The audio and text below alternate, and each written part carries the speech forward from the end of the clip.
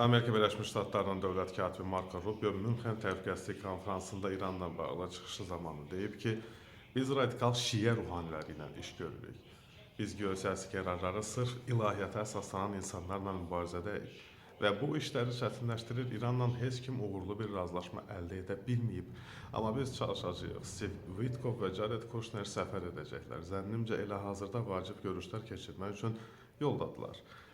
Bunun necə nəticələnəcəyini görəcəyik. Bizim regionda iştirakımızın sadə bir səbəbi var. Bu da regiondakı qüvvələrimizə qarşı təhdidlərin ola biləcəyini bilirik. Biz keçmişdə onların təhdid olunduğunu görmüşük.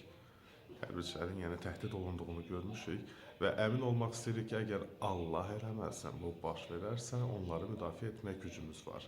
Diqqətimiz danışıqlara yönəlib. Əgər bu vəziyyət dəyişərsə, bu hər kəs üçün aydın olacaq və əlbəttə ki, qanunun bizdən tələb etdiyi hər şey edəcəyik. Rubio əlavə edib, bir dənə aşağıya çıxıb deyim ki, Rubio Allah eləməsə falan deyim. God falan da Allah yaradan Tanrı o mənada.